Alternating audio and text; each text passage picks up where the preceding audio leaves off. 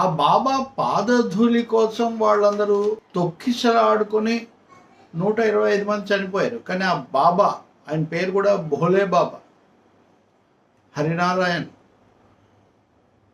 నారాయణ్ హరి. ఈ బాబా అంత మహిమాన్వితుడైనటువంటి ఆ బాబా వీళ్ళందరి ప్రాణాలు కాపాడలేకపోయాడు. సరే, కనీసం కనపడకుండా ఆయన అసలు అక్కడి నుంచి పరారైపోయాడు. పరారైపోయిన బాబాను రాష్ట్రాన్ని పాలించే ఆయన కూడా యోగి వర్యుడే, యోగి ఆదిత్యనాథ్. ఉత్తరప్రదేశ్లోని హత్రాస్ జిల్లా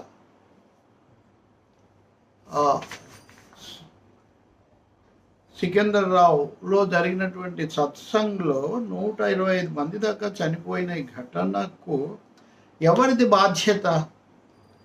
పోలీసుల భద్రత వైఫల్యమా, లేక ఎంతమందిని రప్పించినటువంటి ఆ బాబా? ఆయన కూడా గతంలో పోలీసు అధికారి. చాలా విచిత్రంగా ఈ దేశంలో అనేక మంది పోలీసు ఉద్యోగాలు మానుకొని బాబాల అవతారాలు ఎత్తుంటారు. హైదరాబాద్ చుట్టుపక్కల కూడా ఇటువంటి వాళ్ళు గతంలో పట్టుబడిన, కొన్ని తప్పులు చేసిన ఉదంతాలు, ఉదాహరణలు చాలా ఉన్నాయి. ఈ భోలో బాబా కూడా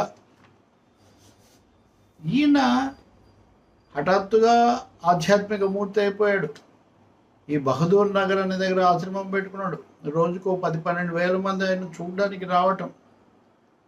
ఆ తర్వాత కొంతకాలానికి ఆయన అక్కడి నుంచి మకాం మార్చి ఇంకో చోటికి, మణిపూర్ జిల్లాలో ఒక చోటికి వెళ్ళిపోయాడు. అక్కడికి వెళ్ళిపోయాడు కానీ ఇక్కడ బ్రాంచ్ నడుపుతున్నాడు ఆయన. అప్పుడప్పుడు ఇక్కడికి రావటం, వీళ్ళకి దర్శనం ఇవ్వటం. ఇదిగో దర్శనాలు అంటే ఇలాగే అమాయకులైన ప్రజలు, వాళ్ళలో చాలామంది నిరుపేదలు, నిరక్షరాస్యులు, మహిళలు, పిల్లలు చాలా ఎక్కువ. ఆయన పాదధూళి పవిత్రమైన నమ్మకంతో వాడు వస్తారు. ఆయన ఎప్పుడు వస్తాడో, ఎప్పుడు వెళ్తాడో, ఆయన గురించినటువంటి ఎలాంటి సమాచారం ఇతరులకు ఉండదు. ఆయనను ఫోటోలు కూడా తీయనివ్వడు. ఫోటోలు కూడా తీయకూడదు. అంటే ఇంత నిగూఢంగా ఒక స్వామీజీ ఎందుకున్నాడు తెలియదు. ఆయన పోలీస్ శాఖ నుంచి వెళ్ళిపోయినప్పటికీ కూడా చాలా ధవళ వస్త్రాలు, తెల్లటి దుస్తులు ధరించి, చాలా అధునాతనమైన నల్ల కాళ్ళద్దాలు పెట్టుకొని ఆయన సంచరిస్తారు. ఎప్పుడు ఎవరితో ఆయన ఎక్కువగా మాట్లాడరు. కానీ ఆయనకు చుట్టూ చాలా పెద్ద అంగరక్షక దళం ఉంటుంది. వీళ్ళు తోసేస్తూ ఉంటారు. ఇప్పుడు నిన్న కూడా ఏం జరిగింది, ఇంతమంది ఎందుకు చనిపోయారు అన్నదానికి స్పష్టమైన సమాధానం లేదు. వీళ్ళను తోసేశారు భద్రతా సిబ్బంది. ఆ తోసేస్తే తొక్కిసలాట వచ్చింది, ఒక విధమైన అక్కడతో ఏర్పడింది అనేది ఒక కథనం. కానీ దాన్ని ధృవీకరించడానికి పోలీసులు చెప్పట్లేదు. అక్కడేమీ ఇంతమంది చేరినటువంటి చోట ఒక సీసీటీవీ ఫుటేజ్ లేదు. సీసీటీవీ పెట్టమని ఆయన చెప్పలేదు. పైగా ఆయన ఫోటోలకు వ్యతిరేకం కదా. కాబట్టి ఇంతమంది ప్రాణాలు పోయిన తర్వాత కూడా అక్కడ ఏం జరిగింది, ఎందుకు జరిగింది? గతంలో కూడా ఇలాంటి ఘటనలు ఉత్తరప్రదేశ్లో చాలా జరిగాయి. ఇదేం పెద్ద రాజధాని లక్నోకి ఒక 350 కిలోమీటర్ల దూరం ఉంటుంది అంతే. ఇప్పుడు యోగి ఆదిత్యనాథ్ ముఖ్యమంత్రి వచ్చి నిన్న జరిగితే ఈరోజు ఆయన అక్కడ సందర్శించి చాలా బాధ, వాళ్ళకు 2 లక్షలు పరిహారం, చనిపోయిన వాళ్ళ కుటుంబాలకు అది ప్రకటిస్తూ, తొక్కిసలాట జరిగిందా, అనుకోకుండా జరిగిందా, కుట్ర జరిగిందా? కుట్ర జరిగితే కుట్ర ఎవరు చేశారు? దీన్ని మేము విచారించడానికి రిటైర్డ్ హైకోర్టు జడ్జితో ఒక పోలీస్ అధికారులను, మాజీ అధికారులను కూడా కలిపి ఒక విచారణ కమిటీ వేస్తామని ప్రకటించారు. కానీ జరిగి దాదాపు 24 గంటలు అవుతున్నప్పటికీ కనీసమైన క్లూ కూడా ఏమి ఇవ్వట్లేదు. ఇన్ని వేల మంది, నిన్న అయితే కనుక ఒక 1,00,000 మంది దాకా వచ్చి ఉంటారు, 15,000 మంది దాకా వచ్చి ఉంటారు అని చెప్తున్నారు. మరి అంతమంది వస్తే మరి అక్కడ ఎలాంటి చెక్ లేకుండా ఎలా ఉన్నారు, ఎందుకు ఉన్నారు? పోనీ ఇప్పుడైనా కేసు ఎవరి మీద పెట్టాలండి? బాబా మీద పెట్టలేదు. వాళ్ళు స్థానిక ఆర్గనైజర్ ఎవరో ఆయన మీద పెట్టారు. ఆయన మీద కూడా ఇంతమంది ప్రాణాలు పోవడం అంటే ఒక విధంగా ఇది హత్య కింద లెక్క. కానీ పల్పబుల్ హోమిసైడ్ అంటే మరణానికి దారి తీసే పరిస్థితిలోకి నెట్టడం, ఆ సెక్షన్ పెట్టారు.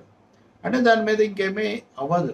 ఇదంతా అయిన తర్వాత ఇంకొక వైపు నుంచి చూస్తే ఇదేదో సమాజ్వాదీ పార్టీ ఎంపీ అక్కడ ఉన్నది, అవధేష్ ప్రసాద్. ఆయన సమాజ్వాదీ పార్టీకి ఏదో సంబంధించిన అందుకనే ఇది జరిగిందని మీడియా అకౌంట్ లీకులు ఇచ్చారు. అయినా అవి కూడా ఏం నిలబడలేదు. ఆంధ్రప్రదేశ్ కూడా చాలా గట్టిగా మాట్లాడింది దీని మీద గట్టి చర్య తీసుకోవాలి అని, ఇలాంటివన్నీ కూడా. కాబట్టి కానీ ఆ ఊరికి వెళ్తే కనుక బహదూర్ నగర్ అనే చోటుకి వెళ్తే మటుకు ఆ ఊర్లో ప్రజలు మటుకు ఎంత అజ్ఞానం అంటే, ఇంత జరిగిన తర్వాత కూడా ఆయన చాలా మంచోడండి. ఎందుకంటే ఆయన మా దగ్గర నుంచి కానుకలు ఏమి ఆశించరు, ఎలాంటివి ఏం తీసుకోరు. ఆయన చాలా మంచివాడు, మహిమ గలవాడని వాళ్ళు ఈరోజు కూడా వీళ్ళ మీడియా వాళ్ళు చెప్తున్నారు. అలా ఉంటే మంచివాళ్ళు అయితే ఎవరు అక్కడి నుంచి వెళ్ళిపోరు కదా. రెండోది, ఒకవేళ తక్షణమే వెళ్ళిపోయిన తర్వాత కూడా మాట్లాడతారు కదా. ఆయన మాట్లాడారంట, ఏం జరిగిందో తెలియదు, నేను వెళ్ళిపోయిన తర్వాత ఇదంతా. అప్పుడైతే చాలామంది దూసుకొని రావటం చాలామంది గమనించారు. ఆ దగ్గర ఉన్న వాళ్ళు లేదా చనిపోయిన వాళ్ళ తాలూకు బంధువులు కూడా చాలా బాధతో మాట్లాడుతున్నారు. ఇంకా ఒక ఘోరం ఏమంటే, ప్రధానమంత్రి నరేంద్ర మోదీ నిన్న రాహుల్ గాంధీ ప్రసంగానికి సమాధానంగా తన మామూలుగా చాలా తీవ్ర స్థాయిలో మాట్లాడుతున్నప్పటికే ఈ ఘటన దేశం దృష్టికి వచ్చింది. తప్పకుండా దేశం దృష్టికి వచ్చి ఇంతమంది చనిపోయిన ఘటన కేంద్రం దృష్టికి రాకుండా ఉండదు. మరి అక్కడ చర్చనే హిందూ మతము, భక్తులు ఇవన్నీ మాట్లాడుతున్నటువంటి సమయంలో కనీసం ఒక చీటీ వస్తే దాన్ని చూసి ఒక మాట చెప్తారు, చెప్పేదో విచారం వెలిబుచ్చి కొనసాగించవచ్చు. కానీ అస్సలు ఆయన ప్రస్తావన చేయలేదు. తర్వాత కూడా రాజ్యసభలో కూడా చేయలేదు. కాకపోతే ఈరోజు రాజ్యసభలో మటుకు ఈ విషయం ప్రస్తావించి విచారం తెలిపి భవిష్యత్తులో ఇటువంటివి జరగకుండా కట్టుదిట్టాలు చేయాలి, అది ఇది అన్నారు. యోగి ఆదిత్యనాథ్ కూడా అదే మాట అన్నారు. కానీ ఎన్నిసార్లు తొక్కిసలాట్లు అవుతుంటాయి. అది హరిద్వార్ లాంటి దగ్గర చూసాము, చాలా చోట్ల చూసాము. కాబట్టి ఇది చాలా ఘోరమైన విషయం. అంటే అజ్ఞానం ఒకవైపు, అభద్రత, అలక్ష్యం. అలాగే ఇందులో ఏం జరుగుతుంది? ఒక రహస్యంగా చేసేటటువంటివి ఎలాంటి శక్తులకు ఇవి అవకాశం ఇస్తాయి? మనం చూసాం కదా, డేరా బాబా పరిస్థితి ఎక్కడి దాకా దారితీసింది. అంతకుముందు ఆషాఢం బాబు సంగతి ఏమైంది? వాళ్ళందరూ కూడా చట్టపరంగా కోర్టుల్లో తిరిగి ఇదయ్యారు. నిత్యానంద స్వాములు వాళ్ళని వదిలేసేయండి. కానీ ఎన్ని చెప్పినా కానీ ఈ బాబాలు వాళ్ళు రాజ్యాలను ఏర్పాటు చేసుకొని అధికార యంత్రాంగం సహాయంతో బ్రహ్మాండంగా చలామణి అయిపోతున్నారు. కానీ స్వయంగా ఒక యోగీశ్వరుడు, యోగి పుగవుడు పాలించే రాష్ట్రంలో కూడా భక్తులకు రక్షణ లేదు. రెండవది, ఆ స్వాములు వాళ్ళ లోతుపాతులు తేల్చి నిజాలు నిర్ధారించే వ్యవస్థ కూడా లేదు. ఆమె రేఖానా, ఆమె మహిళా కమిషన్ చైర్పర్సన్, ఆమె ఈరోజు వెళ్ళారు. ఆమె కొంచెం మెరుగ్గా ఇదిగో బాబా ఫోటోలు తీసుకోవడం, ఎక్కడ ఆధారాలు దొరుకుతాయని ఒక మాట అన్నారు. రెండవది, ఎవరితో కూడా మాట్లాడడానికి అందుబాటులో లేరు, వాళ్ళు మాట్లాడలేదు అన్నారు. కలెక్టర్ వాళ్ళు వీళ్ళు ఏదో చెప్పారు. కానీ చాలా ఘోరమైన విషయం అండి. ఇంత ఆధునికత ఇవన్నీ పెరిగిన తర్వాత ప్రధానమంత్రి ప్రాతినిధ్యం వహిస్తున్నటువంటి రాష్ట్రంలో ఇంత దారుణం జరిగితే జవాబుదారీతనం లేకుండా పోవటం, తీవ్రమైన సెక్షన్ల కింద కేసు కూడా లేకపోవటం, ఇవన్నీ చేసినటువంటి మనిషి ఆ భోలే బాబా నామధారికి కనీసమైన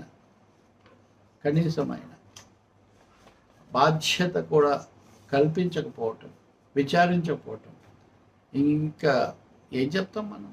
ఈ దేశంలో విశ్వాసం అంటే ఆయనకు చాలామంది లక్షల మంది భక్తులు ఉన్నారు, వాళ్ళ దూరం అవుతారేమో, వాళ్ళలో ఓటర్లు ఉంటారేమో అని బీజేపీకి కానీ కొన్ని ఇతర పార్టీలకు కానీ వచ్చేటటువంటి సంకోచం.